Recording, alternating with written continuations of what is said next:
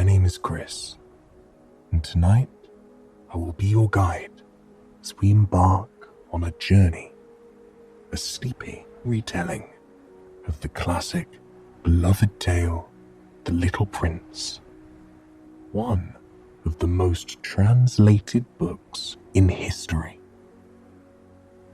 We will travel to distant planets, find creativity in unexpected places, and learn one of the most important lessons of all. You can only see things clearly with your heart. The most important things are invisible to the eyes. Before we begin, however, let us take a moment to relax and find comfort in the space that we're in, here and now. Close your eyes and allow your body to sink into the mattress beneath you. With your eyes closed, take a deep breath. Turn your attention for a moment to the way your body feels. Notice the points of your body that are in contact with the mattress. The weight of your legs sinking into the soft bed. The comfortable sheets that are smooth and cool against your skin. The way the pillow cradles your head, giving it a place to rest and refresh. Feel the way the blankets lie against your skin, embracing you and welcoming you to this safe place of comfort and relaxation. Now, search your body for any tension or heaviness you may be carrying. Perhaps there are aches and pains that have come to the forefront tonight.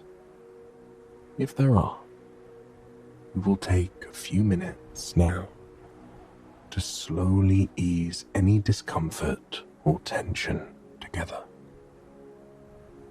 Start by slowly breathing in while tensing your hands and arms. Clench your fists together and pull your arms together as tightly as you can. Hold that tension for 1, 2, 3, 4. And now, release it completely with a full exhale. Feel the soothing energy that washes over your arms and hands as you free them from the tension you've been carrying with you. Then, move to your torso. Tense your stomach and chest, inhaling slowly as you do so. Hold that tension for 1, 2, 3, 4, and release it with an exhale. Take another deep breath in, noticing how sweet that deep breath feels as it enters your lungs, and exhale. Now, move down from your torso to your legs. With a slow inhale, tense all the muscles in your legs as tightly as you can. Hold that tension for 1, 2, 3, 4, and release it with a full exhale. Feel that warmth and relaxation surge through your legs as any tension you've been carrying melts away. And finally, turn your attention to your head and your shoulders. While inhaling slowly, bring your shoulders up toward your ears.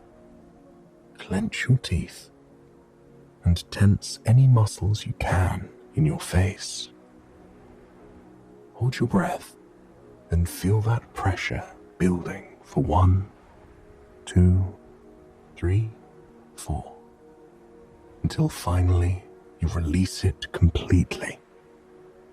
Feel a new sense of clarity, a new refreshing energy swirl over your head, freeing you of any weight you were carrying there.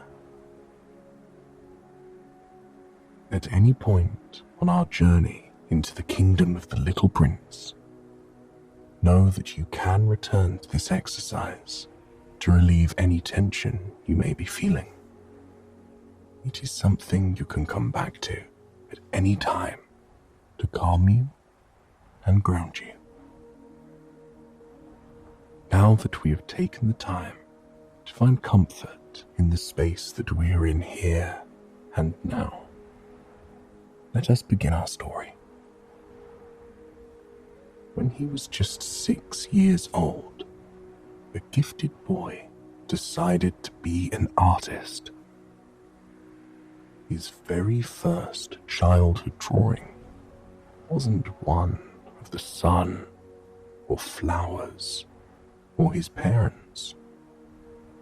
It was a picture of a boa constrictor digesting an elephant. When he proudly showed it to the adults around him, many of them congratulated him on his drawing of a hat.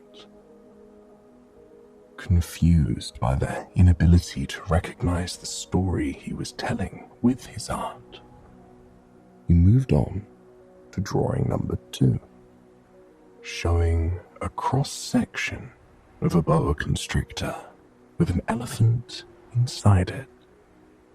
So it would be quite obvious, even to grown-ups. While other children were excited by his drawing, the adults he showed it to shook their heads. It was so tiresome for the children to be constantly explaining things to adults. They encouraged the young boy to give up drawing and the arts altogether. Why didn't he try focusing on geography, arithmetic, or grammar instead? So, instead of pursuing the arts, he turned his attention to becoming a pilot. At least then, he'd be able to soar high above the clouds and see the world from a whole new perspective. Because the one perspective he had that was unmoving was his perception of adults. Although claiming to be concerned with important things, these grown-ups were just too sensible for their own good. And to test this, he would show every adult he encountered his drawing number 1, and every adult that saw the drawing would, without fail, say that the drawing was of a hat. Hence, the boy knew they lacked true understanding, and that he could not talk to these adults about rainforests, or stars, or the random fanciful thoughts that made their way through his mind.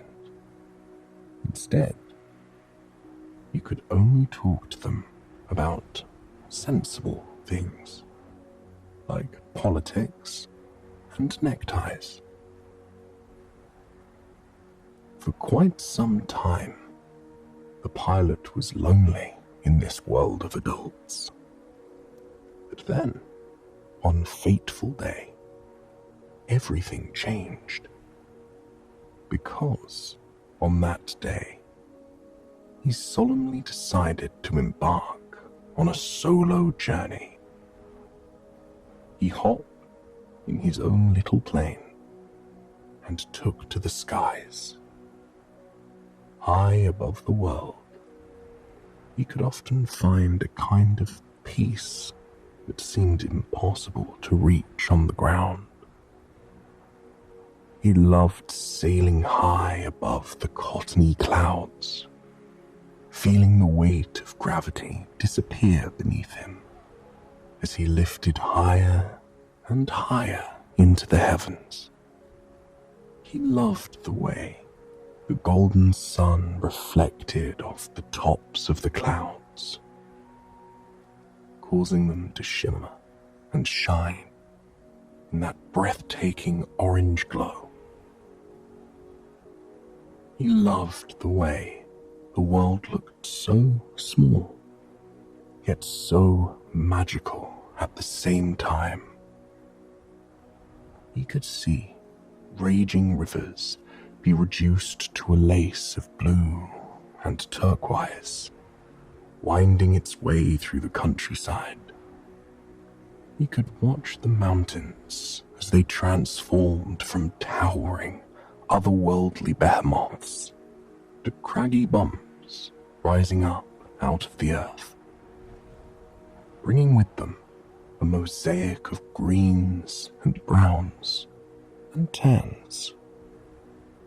Looking out over the countryside as a whole was something that always took his breath away.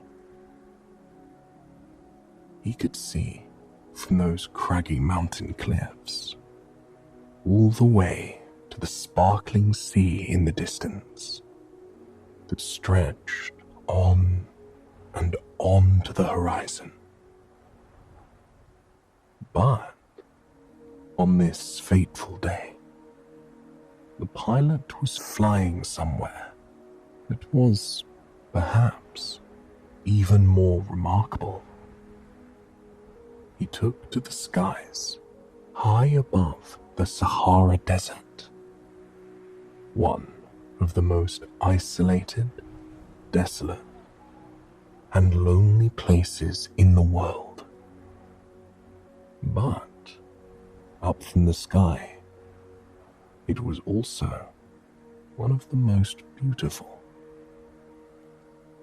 The desert sand was a stunning array of colors and shapes.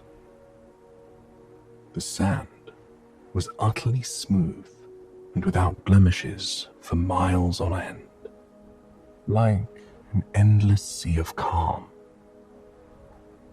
Then, out of nowhere, giant dunes seemed to reach up to kiss the baby blue sky. There were trails in the sand, swirls and brilliant designs that made it seem like nature itself was using the sand as its artistic canvas. The pilot loved every second of flying over the Sahara Desert. It reminded him of the magic and beauty of the world. But he never expected that he would be seeing this wild and wonderful landscape up close and personal. Suddenly, his plane began to creak and groan in the air. He began to lose altitude, and it became incredibly apparent that his plane was going down. As calmly as possible, he clung to the controls and guided the plane down to the sand. He watched as the dunes grew closer and closer to him, until they were towering over him. He landed with a crash, sending sand flying up into the simmering air in giant plumes. It wasn't the most pleasant landing, but he was relieved to find that he was all right. He hadn't been injured in the crash.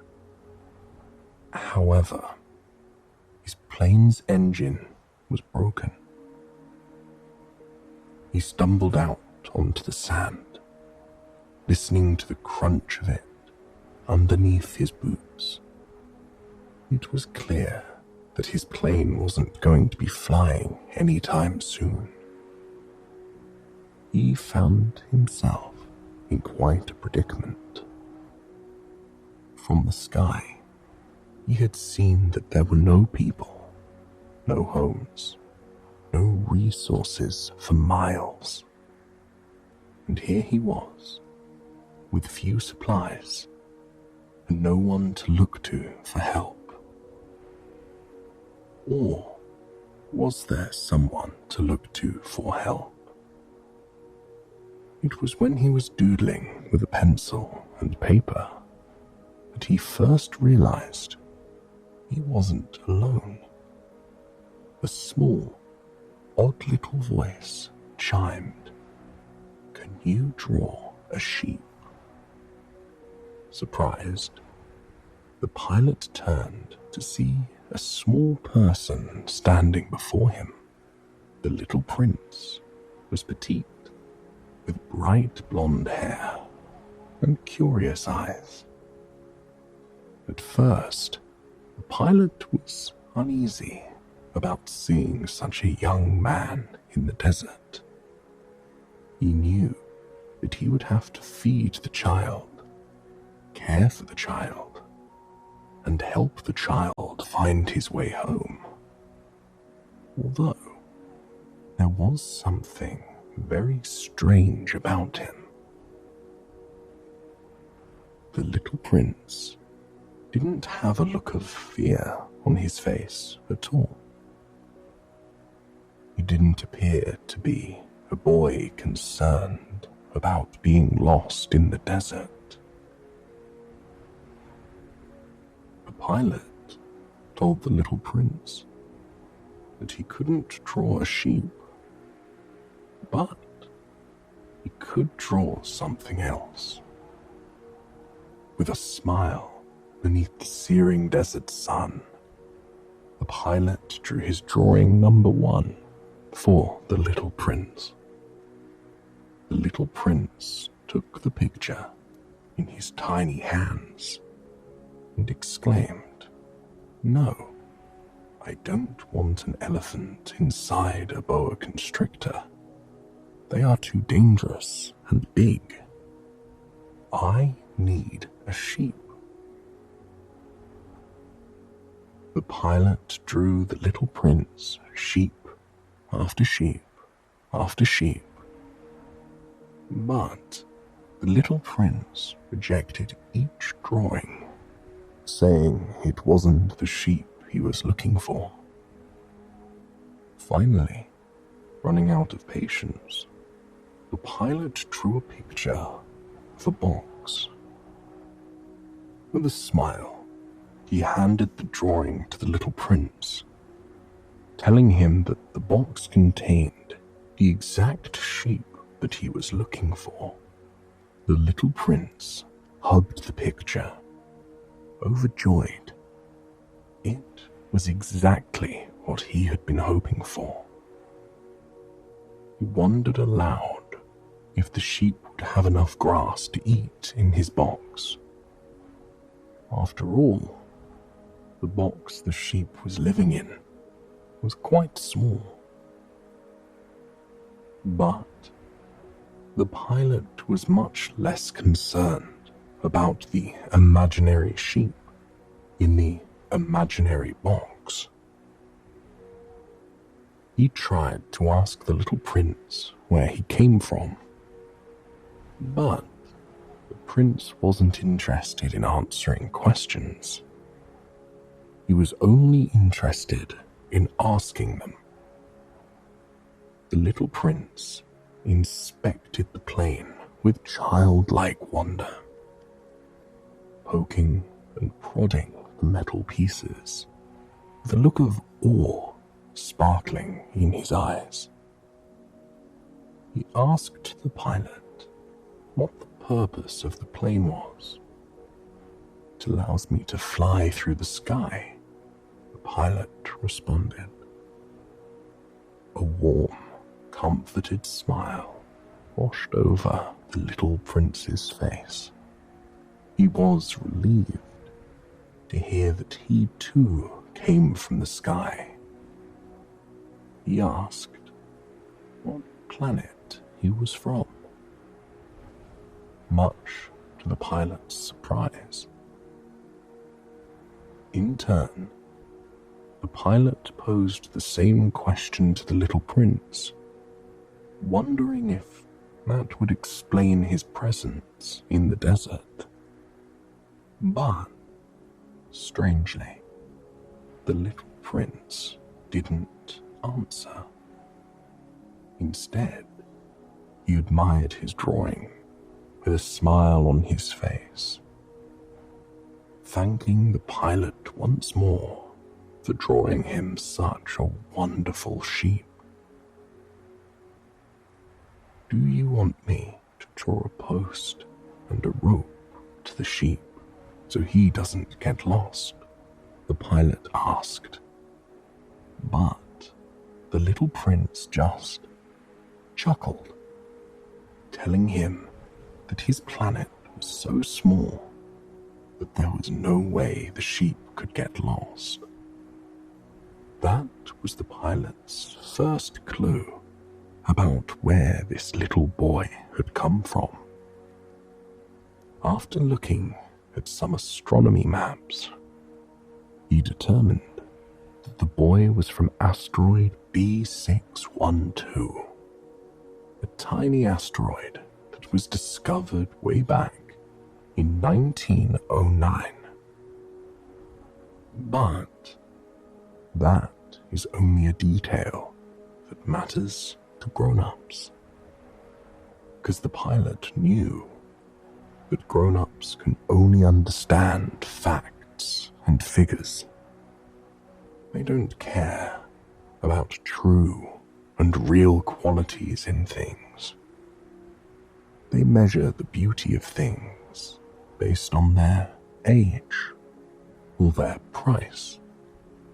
Everything else is lost to them. They don't see a sheep in a box on a tiny planet. They see a square on a piece of paper, searing under the sun of the Sahara Desert. The next few days proved to be some of the most interesting of the pilot's life. The little prince and the pilot spent all their time together, working on the plane and walking through the sand nearby. With each sunset they watched, and each sunrise that awakened them, they grew closer and closer together. And the pilot found out more and more about where this strange little boy came from.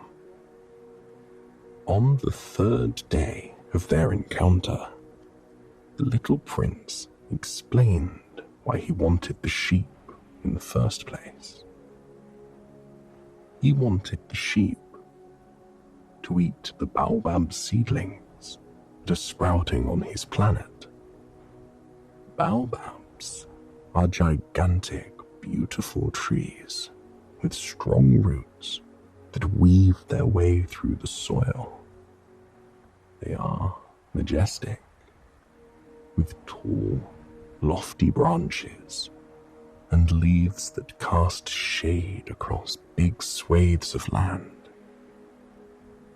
But there was a problem with the baobab trees. They could split the prince's planet into tiny pieces with their powerful roots. And it was the prince's job to make sure that didn't happen. He explained that all planets have good plants and bad plants, and it's important for people to remain vigilant and take care of bad plants as soon as they begin to grow, to avoid future disasters. The pilot couldn't help but notice how much insight the prince possessed about the world, thanks to those powerful, beautiful baobab trees.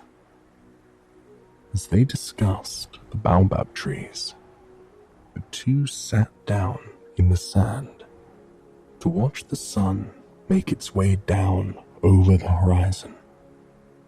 The little prince was mesmerized by the colors before them. The way the sunset painted the sky, a beautiful mosaic of pinks, reds, oranges, and purples, making the horizon and the sand dunes around them come alive with color. In a tiny voice, he told the pilot that on his planet, you could see the sunset whenever you want by simply moving a few feet. One day, he saw the sunset 44 times. Only then did the pilot realize how incredibly small the little prince's planet truly was. As the sun finally swept over the horizon on that day, the pilot found himself watching as the little prince drifted off to sleep. He seemed so small in this vast, endless desert. He couldn't imagine the young boy with such a vivid imagination. This young boy who felt things so deeply, being here all by himself. When the fifth day rose upon them, the pilot knew he had to get to work. The plane still wasn't working, and their food and water was rapidly running out. He spent the majority of the morning trying to piece the engine together and get it working. Meanwhile, the little prince paced around, looking at his sheep drawing with concern. He asked the frustrated, busy pilot if the sheep will eat both bushes and flowers on his planet. Sheep will eat anything, the pilot replied. The little prince's concern only grew. Even flowers with thorns? What good are thorns if they aren't going to protect the flowers? He mused. But the pilot could not think of flowers, nor sheep, nor distant planets, nor the sweet questions of the universe that begged to be answered. All he could think of was their survival. Frustrated with their situation, he lashed out at the little prince, telling him he was busy with important matters. The little prince balled his tiny hands into fists, wounded and angry. Important matters? You're acting like a grown-up, he declared. If someone loves a flower, of which just one example exists among all the millions and millions of stars, that is enough to make him happy when he looks at the stars. He tells himself, my flower is up there somewhere. But if the sheep eats the flower, then for him, it is as if suddenly all the stars went out. And that isn't important. The pilot stopped working on the plane. the words washed over him in a powerful wave. And immediately after, the little prince began to sob. The pilot glided to his side and took the young boy in his arms, comforting him. Getting out of the desert was, indeed, important. But his new friend's happiness was the most important matter of all. After all they had in the world right now was each other and the stories shared between them. The flower will be just fine, I promise, the pilot whispered, soothing his young companion. What if I draw a muzzle on the sheep while you tell me about this beautiful flower of yours? The prince smiled, wiping the tears away from his bright blue eyes. He plopped down in the sand and turned his gaze up into the sky, into the universe where, somewhere, his beloved flower remained. One day, he explained, he discovered a new plant sprouting on his planet. At first, he feared it may be a new type of baobab. But as he watched it grow, day after day, it became clear that it was far, far from the baobabs he was used to seeing. The plant soon revealed itself to be a rose. Amidst the inky blackness of space, she was a glowing beacon of beauty, a splash of red against the sea of darkness. Her beauty overwhelmed the little prince at once. He had never seen a plant like her before, and she brought him great joy. She told him that she was the only flower of her kind in the entire universe, and she was the most beautiful of all plants. She was indeed a beautiful creature, though she was vain. Day after day, she demanded that the little prince take care of her. He watered her to keep her hydrated and vibrant. He put a globe over her at night to keep her warm and toasty. He made a screen to protect her from the wind that threatened to bend her petals. And though he was serving her day in and day out, the prince loved her dearly. But one day, the prince caught the rose lying to him. She mentioned how where she came from was less windy, though the prince watched her sprout up on his planet. Her minor lie made the prince doubt everything in their relationship so far. Was her love and care for him sincere? Or was it based on a lie because she wanted to be cared for? The questions spiraling in his mind from this one lie caused the little prince to grow more and more doubtful over time. He began to feel lonely and betrayed by the rose. So, he decided he needed to leave his planet. In preparation, he carefully cleaned out 2 of his active volcanoes, and the 3rd extinct one too, just to be safe. As he watered the rose one final time, he was holding back tears. He lifted up the dome put it over the rose as he said his last goodbye. The rose took a long moment before she apologized to the prince. She promised that she loved him and told him there was no need for him to put the dome over her again.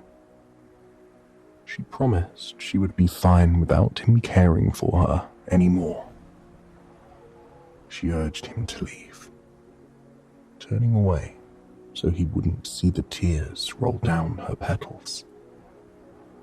The little prince did as he was told, and with the help of a flock of wild birds, he took off into the universe, stopping at 6 asteroids. On each asteroid, he encountered adults that were impossibly strange. Adults that told him much about the universe and the way it works, or doesn't work.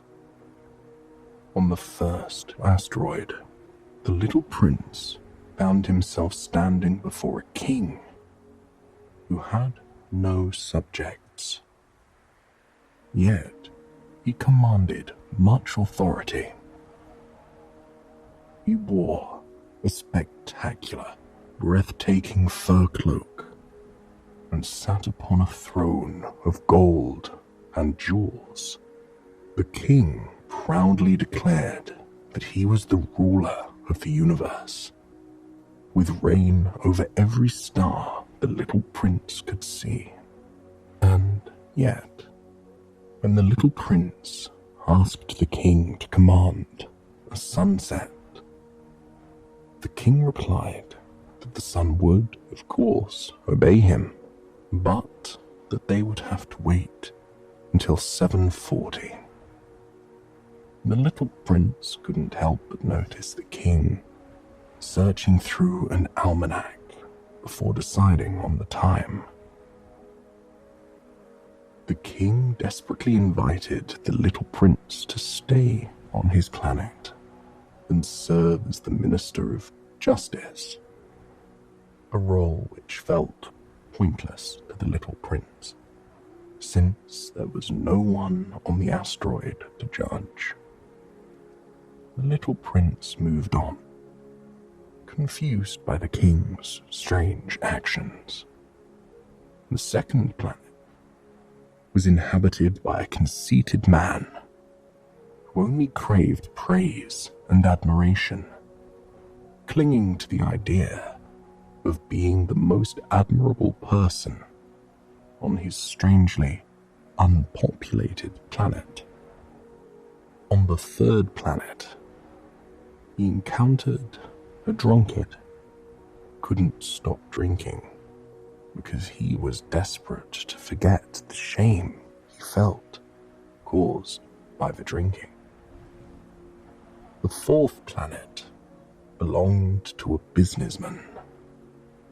He hardly had a second to spare and muttered "Good morning" to the little prince as he greeted him. The businessman was obviously very busy, counting and cataloguing the stars visible in the sky. Why did he do that? Well, to own them, of course. Because that would make him rich, he explained. And after he got rich, he could then buy more stars if new ones would be discovered. He had no time to talk because he was dealing with important matters. The fifth asteroid was the smallest yet, and it had just enough room on it for a street lamp and a lamplighter. The lamplighter explained politely that he was under orders to light the lamp in the evening and extinguish it in the morning. His orders used to make sense, but lately, the planet has begun to turn faster and faster. Now, a day on this planet lasts only 1 minute. The little prince watched in awe as the lamplighter lit the lamp with stunning orange embers that illuminated the entire tiny planet in a soft, breathtaking glow. Then, as soon as the flame of the lamp began to grow, the lamplighter would extinguish the flames, causing a plume of smoke to rise up and up and up into the sky. The little prince watched this eternal dance for quite some time. He commended the lamplighter on his sense of duty and obligation, and on the beauty that he brought into the world with his tiny flame. But when the prince suggested the lamplighter walk along with the sunset so he could take a break, his suggestion fell on deaf ears.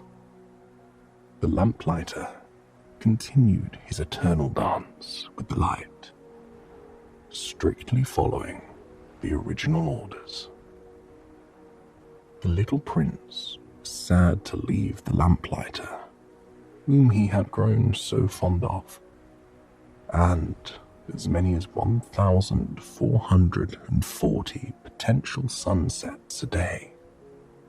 But there were other places to explore. The 6th planet was vast, maybe even 10 times bigger than the previous. An elderly geographer greeted the little prince from behind a stately desk, hoping that the visitor might be an explorer.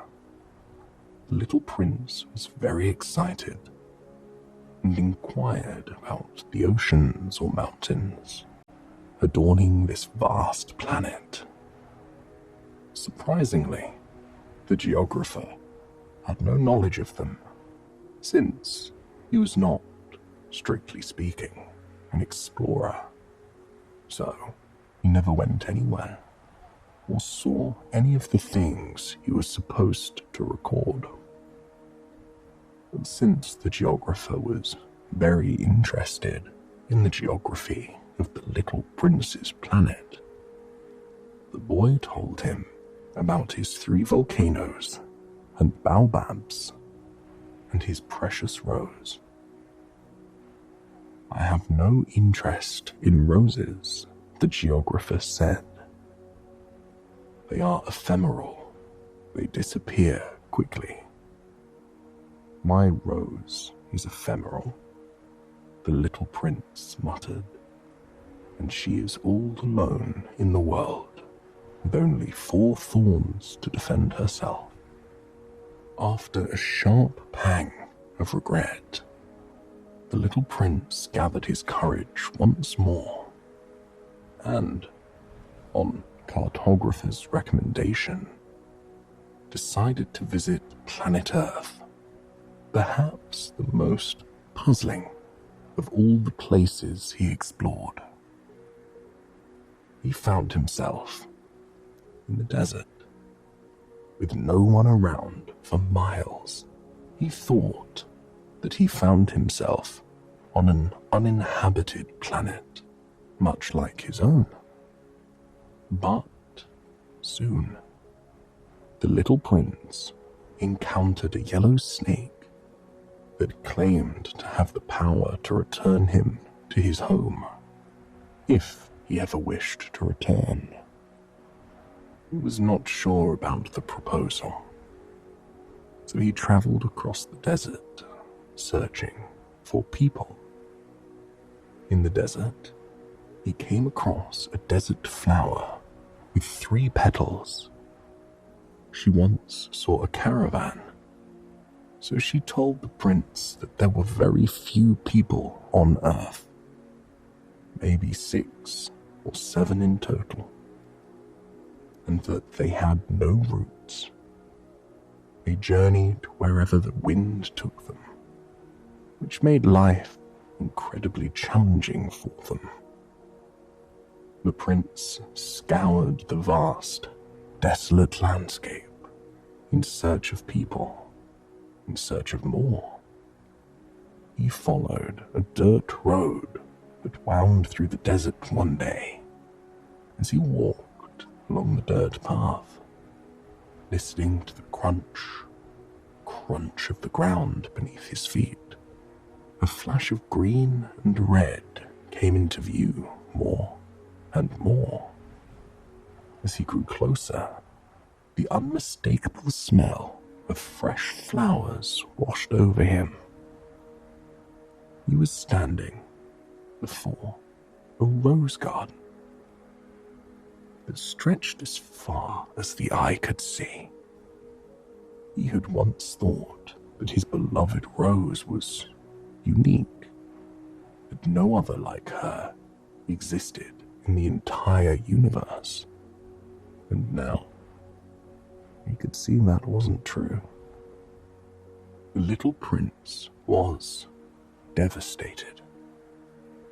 He lay down in the grass of the garden and began to cry. As he cried, a little fox appeared, still upset over finding out that his beloved Rose was just ordinary. The prince asked the fox if he would play with him. "First, you need to tame me," the fox replied. He explained to the little prince that taming means to establish ties. At the moment, the fox and the little prince meant nothing to one another. But if the little prince were to tame the fox, they would be connected and need each other. They would be unique and special to one another. They would maybe share a friendship. The fox told the little prince that if he tamed him, he would have footsteps to look forward to, rather than to run away from. The golden wheat fields would fill the fox with glee, because they would remind him of the beautiful golden hair of his friend.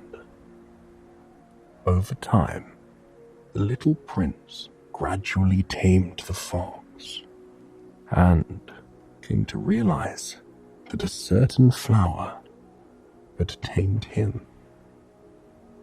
When it was time for the little prince to go, the fox wept softly, though he thanked him for giving him a reason to see the wheat fields and appreciate their beauty.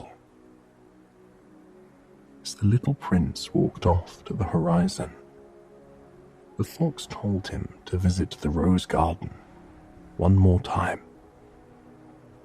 Then he would finally see why the rose on his planet was so deeply special to him.